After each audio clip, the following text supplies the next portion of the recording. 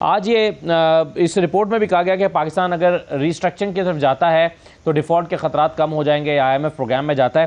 تو اس پر تیمور جھگڑا صاحب تمام لوگوں کا کنسنسس ہے کہ اگر تمام سیاسی جماعتیں اس وقت ایک نقطے پر جمع نہیں ہو جاتی، ایک پوائنٹ پر بیٹھ نہیں جاتی اور ایک جو ہے وہ اتفاق نہیں کر لیتی، میثاق نہیں کر لیتی، تو یہ مسئلہ حل نہیں ہو سکتا. لیکن آج بھی ہم نے دیکھا کہ صدر عارف علوی صاحب نے انکار کر دیا آرڈیننس پر سائن کرنے سے اور کہا کہ آپ جا کر قانون سازی کیجئے، جبکہ حکومت چاہتی تھی کہ فوراً ہو جائے. تو اس پر ایک lack of cooperation P T A کی طرف سے دکھائی دے رہی ہے اکنامک ایشوز کو ریزالو کرنے کے لیے. نہیں جی، مجھے تو ابھی پتہ چلا ہے جو آپ نے صدر صاحب کا کہا ہے، جو فواد چودھری نے ایک ٹویٹ کیا ہے، لیکن میرے خیال میں وہ بالکل صحیح ہے. دیکھیں جو ٹیکسز پہ لیجسلیشن ہے وہ پارلیمنٹ کی تھرو ہی جانی چاہیے، اور جب پارلیمنٹ چاہے وہ 1 دن 2 دن میں ساری قانون سازی کر دیتا ہے. ان کی حکومت میں جب انہوں نے نیب کی ترامیم کرنے تھے تو جلدی ہو گئے تھے. ان کی حکومت میں صرف نہیں، آپ کسی بھی حکومت میں دیکھ لیں، ہمارے میں دیکھ لیں، لیکن جب اتنا بڑا قدم لینا ہو، آرڈیننس پاس کرنے کی کوئی وجہ ہونی چاہیے نا. جب پارلیمان 1 دن 2 دن میں جو ہے وہ کال ہو سکتا ہے، جب اس پارلیمان میں ان کے پاس کوئی اپوزیشن بھی نہیں ہے، جو اپوزیشن ہے وہ ان کے ساتھ ملی ہے، تو اس میں کوئی حرج نہیں. یہ میں سیریسلی ایک پی ٹی آئی کے ممبر کے تھرو نہیں کہہ رہا. یہ جو پارلیمنٹ نہیں لے جا رہے، اگر صاف بات کریں تو یہ صرف بزدلی ہے. اپوزیشن تو سامنے بیٹھی نہیں کہ وہ تنقید کرے. یہ کرنا کیا چاہ رہے ہیں کہ صرف ان کے ہاتھ ان ٹیکسز پہ نہ لگے. اگر پارلیمان میں ہوگا تو پھر 174 ممبر یہ نہیں کہہ سکیں گے کہ میں ذاتی طور پہ اس کے اپوز تھا. I'm sorry، ایسے نہیں ہو سکتا. بزدل نہ بنے، جو آپ نے کرنا ہے وہ کر لیں. دیکھیں 4 مہینے پہلے تو اس سے پہلے تو وہ پی ٹی آئی کر رہے تھے، ٹھیک ہے، جبکہ جو ہے اس کرائسس کا پہلا اور سب سے بڑا ایشو تھا جو مفتاح اسماعیل اور شہباز شریف نے فسکل ڈیفیسٹ کو بڑھانے میں تنخواہیں بڑھائیں، پاپولسٹ میجرز لیے. دوسرا بڑا ایشو تھا جب انہوں نے ایک اور جو ہے وہ صرف آپٹکس کے لیے امپورٹس بند کرائیں، جس کی وجہ سے اکانومی میں all sorts of side effects آئے. اور تیسرا بڑا ایشو تھا جب IMF کی ڈیل کرنے کے بعد مفتاح اسماعیل کو فائر کیا، اسحاق ڈار کو لائے. اسحاق ڈار نے کہا کہ ایکسپورٹس نہیں ضروری، ڈالر کا فری فلوٹ کرنا نہیں ضروری، اسٹیٹ بینک کو آزادی نہیں ضروری، IMF نہیں ضروری. آج ہم یہاں پہ جو آپ کے ایکسپرٹ نے کہا ہے ساری باتیں بالکل ٹھیک کہی ہے.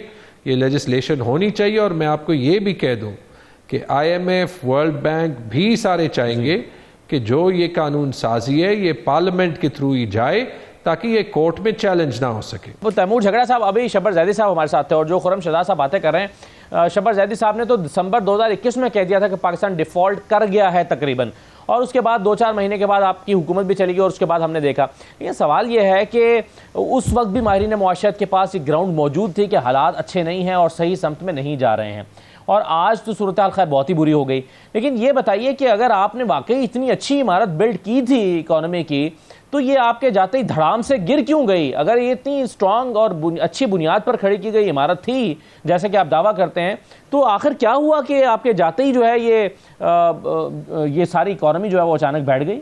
اور پھر خرم صاحب کہہ رہے ہیں کہ فسکل ڈیفیسٹ میں آپ نے کم کرنے میں کردار ادا نہیں کیا، انرجی لاسز کو کم کرنے میں کردار ادا نہیں کیا. میرے خیال میں کیا بھی. میرے خیال میں امپروومنٹ کی ہمیشہ گنجائش ہوتی ہے، کیونکہ پاکستان کے مسئلے جو ہیں وہ بڑے گہرے ہیں. لیکن میرے خیال میں جو عمران خان کا ٹریک ریکارڈ ہے نا، اس پہ پورا ملک فخر کر سکتا ہے. اور جو 2 باتیں ہم نہیں کرتے، وہ ایک کہ اس کشتی کو چلایا کووڈ کے وقتوں میں جہاں پہ سمندر اتنا سٹارمی تھا، اتنا طوفان تھا سمندر میں کہ پوری دنیا سمجھتی تھی کہ وہ کشتی چل بھی نہیں سکتی. یہ ہم کنوینئنٹلی بھول جاتے. یہ کریڈٹ عمران خان کو جاتا ہے. دوسری چیز جو میرے خیال میں بڑی ضروری ہے، اگر ہم یہ چاہتے ہیں کہ پولیٹیکل گورنمنٹس جو ہیں وہ ایکچولی کشتی کو کسی منزل تک لے جائیں تو ان کو پورا ٹائم تو دیں. آپ کا یہ سوال میرے سے کرنا تب بنتا تھا جب خان صاحب کو 5 سال دیے ہوتے.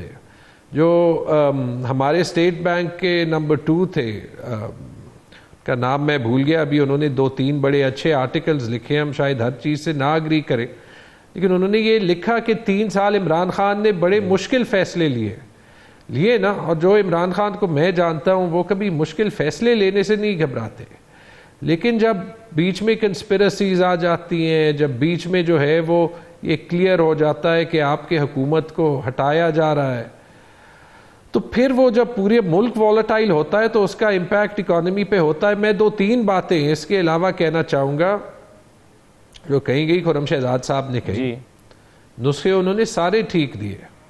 میں ایک ٹیکنوکریٹ بیک گراؤنڈ سے آیا ہوں. جو سب سے مشکل کام ہوتا ہے وہ ہوتا ہے تھیوری کو پریکٹس میں بدلنا. آپ نے بیلنس آف پیمنٹس ٹھیک کرنی ہے، آپ نے ایکسپورٹ زیادہ کرنے، اس کے لیے انویسٹمنٹ چاہیے.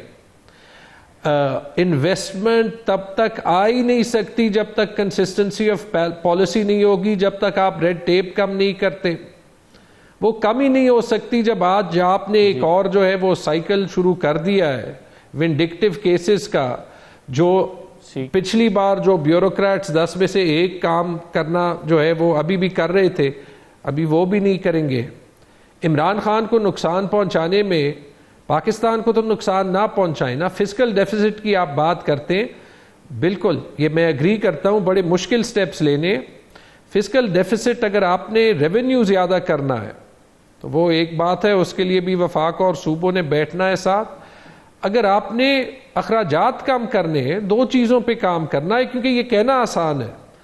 ایک ہے تنخواہوں کے نظام کو ٹھیک کرنے کا، دوسرا ہے پینشن کے نظام کو ٹھیک کرنے کا. ٹھیک ہم نے خیبر پختونخوا میں اکیلے کیا. آئی ڈونٹ نو خرم شہزاد صاحب کو پتہ ہے یا نہیں پتا، اور عمران خان نے یہ الاؤ کیا ہے. کوئی اور لیڈر اتنا انپاپولر ریفارم کرنے نہ دیتا جو کہ ملک کے فائدے میں ہے.